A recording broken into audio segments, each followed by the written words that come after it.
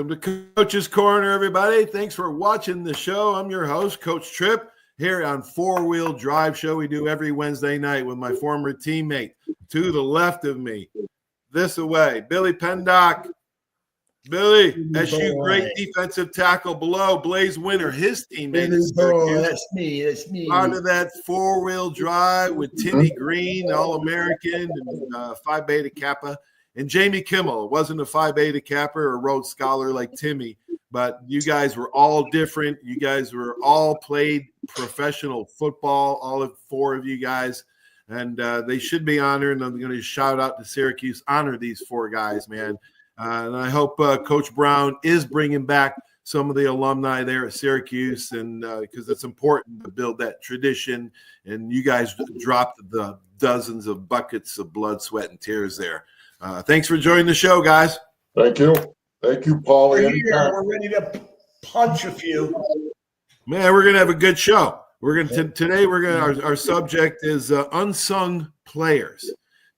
Unsung heroes that can pop out in a game or a situation at any time. So I'm going to read a story about how Coach Bryant used unsung heroes. We're going to go around the horn and talk about it, and then I'm going to finish up a story about an unsung hero when I coached high school here in Panhandle, the Redneck Riviera down here. All right, here we go.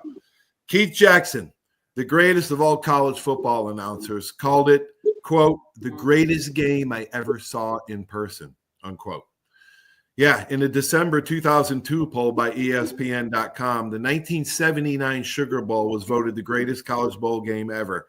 Alabama's Marty Lyons and Penn State's Bruce Clark would later say that no hits they ever took in the NFL was as hard as the looks that they took in that game.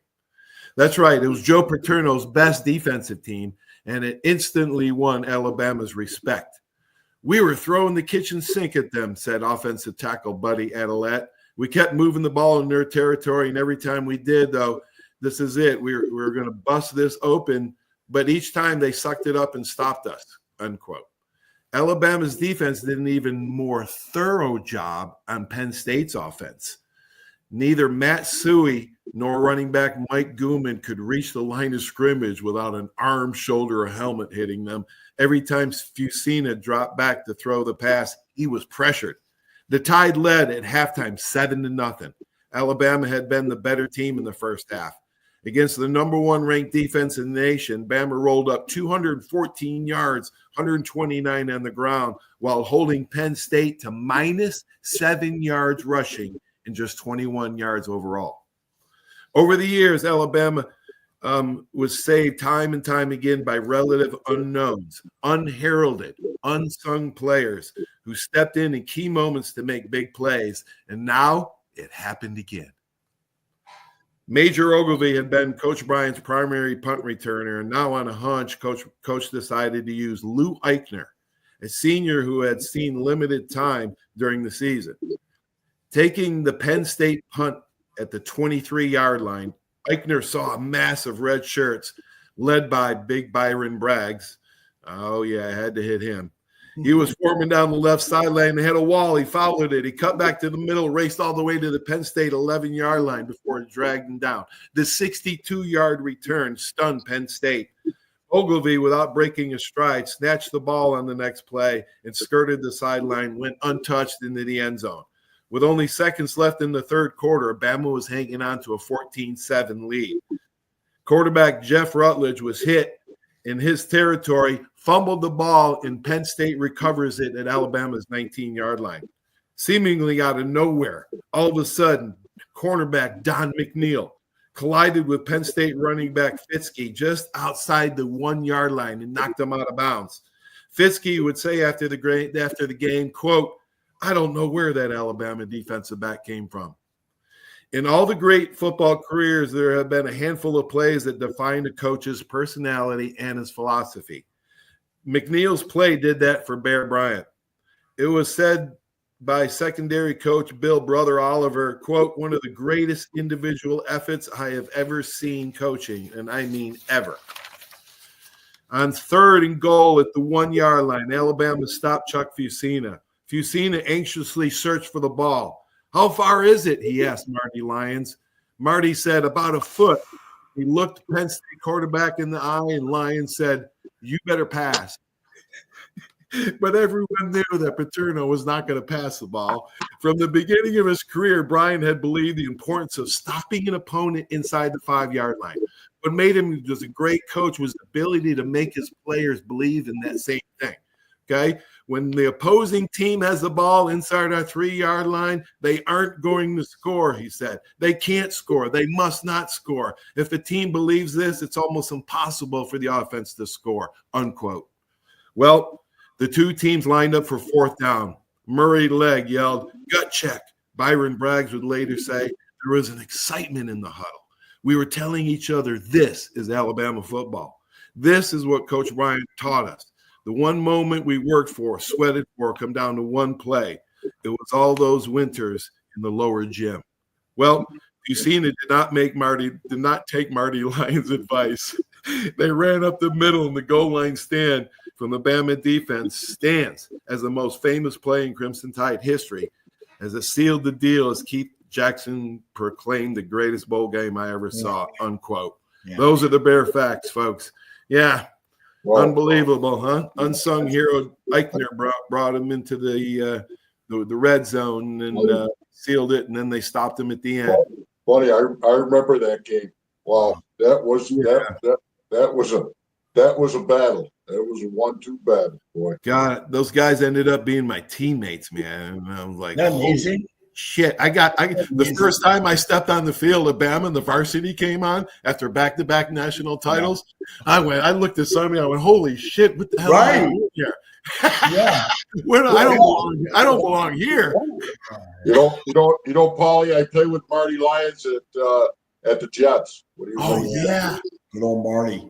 Yeah, you do. Did he ever talk about that game? Or Yeah, we talked. I mean, it was.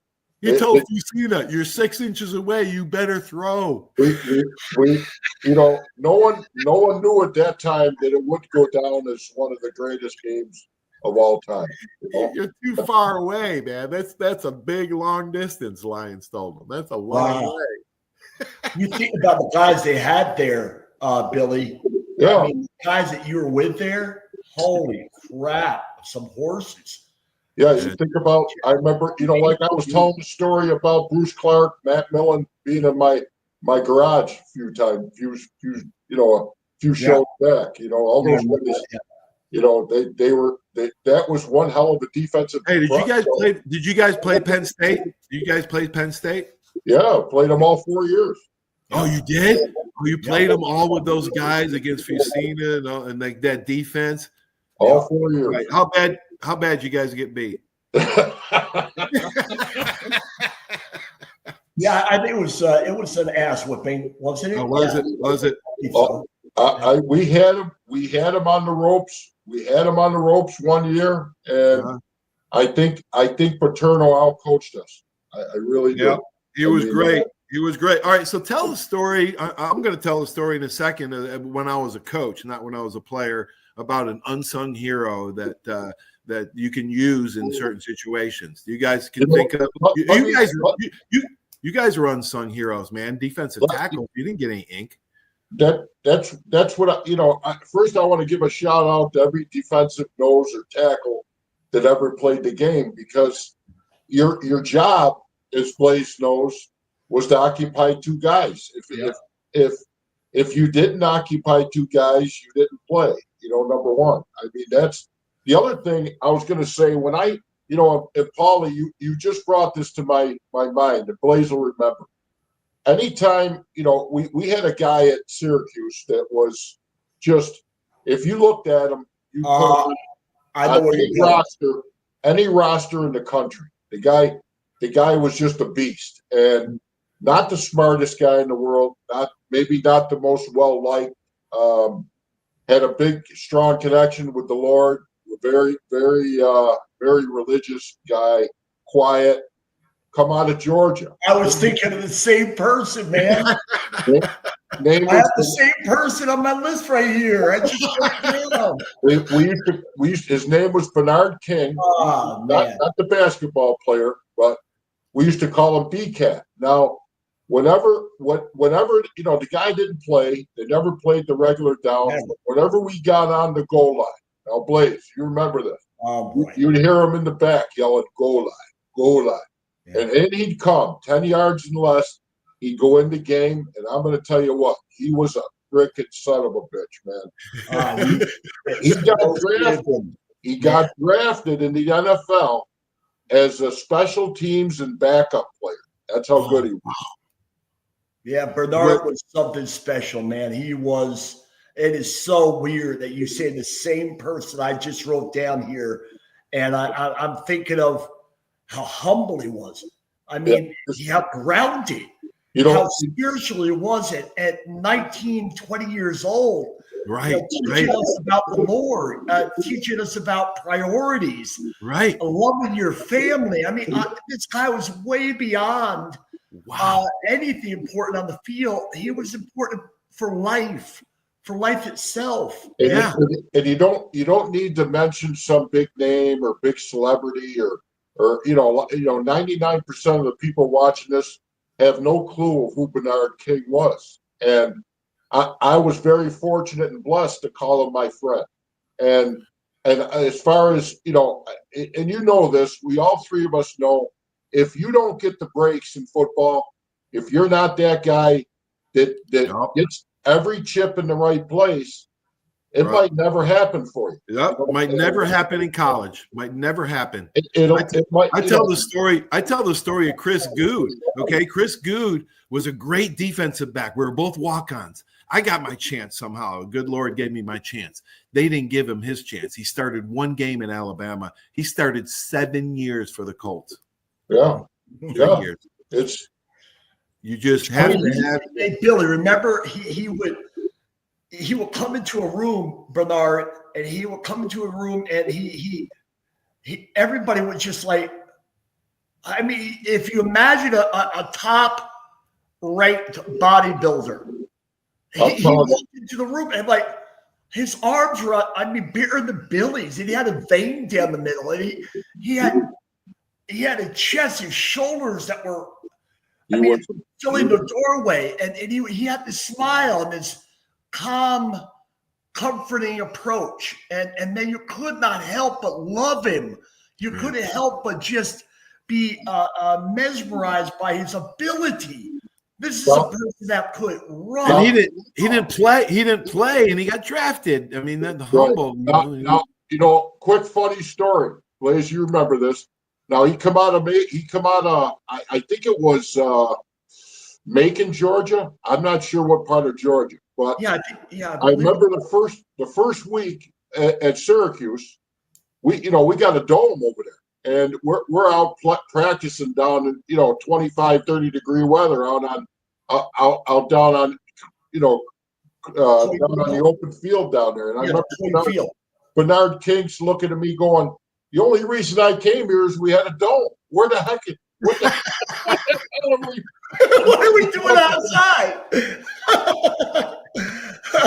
That is so true, man. And then we do the curls at night. He would be leading whatever night that was. We would go to one of the skytop apartments, and we would put on weights and do some curls. So he never started. I remember Billy looking at me like, he's no way he's going to do that. And he would just, He was. we were just in awe of him. He was amazing. And again, to this day, I still talk to him on the phone. I talk to him about once every couple months. He's a freak. Wow. Just the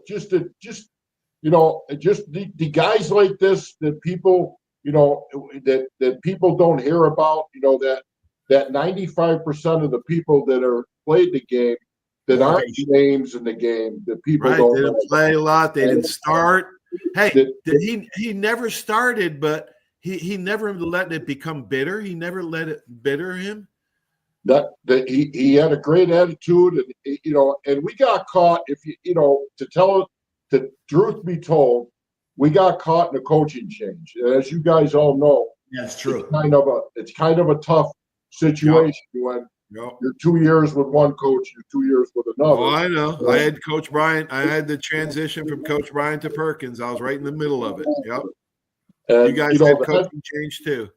Usually your new head coach that comes in, he don't have a lot of faith in those guys from the last staff. So that's kind of where it put Bernard. That's kind of where it put a lot of us. A lot of us.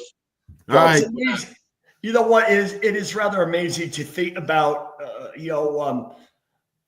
What most people would say. You look up to legends. You look up to the Peyton Mannings and Walter Payton and all the amazing D linemen, O linemen, Randy White and such. And yeah, you look to them, obviously, but who keeps you on the road? Who keeps you going forward?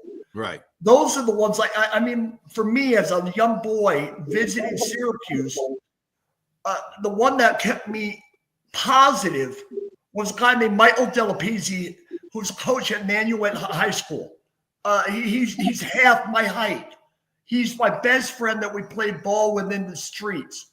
He never saw me as a problem with my face or my speech or the impediments that I have that I'm dealing with, the conditions. He saw me as just one of his best friends, and he treated me that way. And you would think, well, Michael, what's your dream? Oh, I want to be a baseball player. Well, you could look at him and say, there's no way in hell, man. He's just a small, unathletic human being, but he's a brilliant young man, and he would inspire me so much to keep the hope alive. When I was turned down at Syracuse the third time, he was the one in the car all the way home that said, hey, man, you're going to turn this around. We're going to find a home for you. And he always used we. We're going to find a home for you. He was part of my life in every facet of my level of positivity. Right. He was a focal point in my life because I was thinking about him as I can't wait to play with him. I can't wait to be with him. He was rather than, oh, you have a problem, he was the one looking beyond it and seeing that, man, you're gifted. Man. Well, hey, Blazer, that's the power of mentors, of champions. And Angie calls them champions for you. They're all positive. They're looking in the good qualities of you. They see the potential in you that sometimes you can't see in yourself. Right. Those are the people that lift you up. And Mark Marrow's one of those guys. But everybody that's success has one of those champions in their corner. And everybody, because there's enough naysayers, okay? Everybody knows there's enough. You know how many people told me I wasn't going to make it at Alabama? A lot more than gave me positive vibes. Let's put it that way. Okay, so you have to attach those guys. Great shout out to the Bernard King. Great story on him, a special guy. I'm glad you brought up that unsung hero. Thanks, Bernard. All right, I'll tell you a little quick story about when I was coaching. We were playing this, really, really good team, obviously, and they came on fourth down, and I had this kid on my team named Tyler Hamlin, okay? 6'1", run really good athlete, just really could have started for any other high school in the area. But he was such a good, positive kid that he accepted his role as a backup. Now, we lined up for a punt block, and I had a 5'9" free safety sophomore, really great kid, man. Just checked all the boxes. And he just missed blocking a punt. So I get a tug on my jersey, and if you coach on the sidelines long enough, you've all felt it. That tug from a player says, hey, put me in. 9 times out of 10, I tell them, just mind your own business, okay? Now, it depends on who it was, okay? Now, this kid was smart, super smart. It was a great, had great morals, was stood up. It was a great teammate and support, okay? But he just didn't get the chance that, he would have been the first guy, and if somebody got hurt. He tugs me taps me on the shoulder and says, hey, Coach Tripp. He says, I'm a little taller than Reed. I saw he almost blocked that punt. He says, I think I can block it. Now, what do you say to most kids? But I was like, okay, Tyler, next time we go in on fourth down, we're going to go punt block, and you go block it. Well, sure enough, That's exactly what happened. He goes in and blocked it, became the unsung hero. Never started, never was a great athlete, but was good enough to play. And those are sometimes there's other kids that were really smart. I mean, they were smarter than I was. Okay. This one kid was a 4.3, Trace Penton, my favorite player. God rest his soul, passed away a few years ago. But he used to give me suggestions. You know what? I would take them most of the time because, and you have to be open as a coach and keep open communication. But Tyler Hamlin was an unsung hero, I believe that, those that are listening to our show, especially in the young people, have to understand it is important to assemble these type of people around you in your life as soon as possible. That they come to your rescue when you feel you're in control of something, but you're not. They're there and they appear and they keep you on track. They keep you going forward. They keep you believing in tomorrow. And those people are very important, but you really, I encourage coaches also to assemble those type of leaders.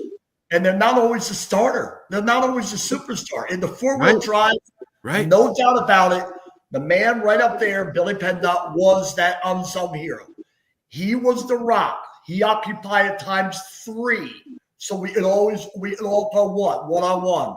So you could get all the accolades, all the sacks, all the tackles, all the draft picks, right? The nice part about it, in most cases, I would say, Billy, you would agree, is that Jamie, Tim, and Blaze knew it.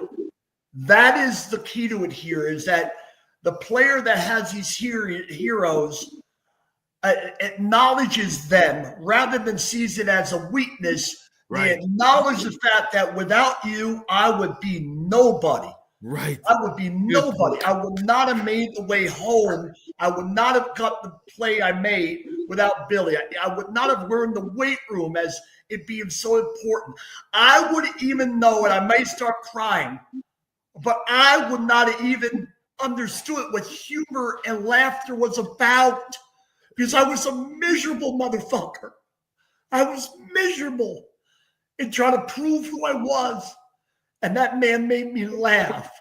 He made me understand there's another side of life, man. Right. I'm forever grateful to those unsung heroes that really are the meaning of life, the meaning of what we are really all about, the good side of it. Right. Sharing stories, sharing experiences with other people is the meaning, of happiness. And wow, Billy, good flowers for you, brother. Unsung hero, took up double teams. Your knees had to replace 5 times because you sacrificed for your teammates and your loved brothers. Man, that's a good story. You're an unsung hero, my friend, because, everybody else, the guys who touch the ball get all the ink and all the publicity, but it's the guys who do the dirty work that really makes the team go. What a great show, guys. Great show. Great show, man. Great show. Hey, Trip, I can't tell you how much you add to Billy in my life by having this show. And I hope we just continue to grow the followers and the base. And I share with it. I watch your other shows now, too, man. They're great. No, man. I love those other shows, man. Yeah, Monday night show. Yeah, Monday night show with Carrie Good. We talk about don't hang around negative people, man. Don't marry one. Don't be one. Don't have one as a friend. Just avoid them. You'll be much happier. Yeah, cut Good and Faithful Servant on Monday night. Thanks for watching the show, Blazer. Awesome. Hey. All right. Peace.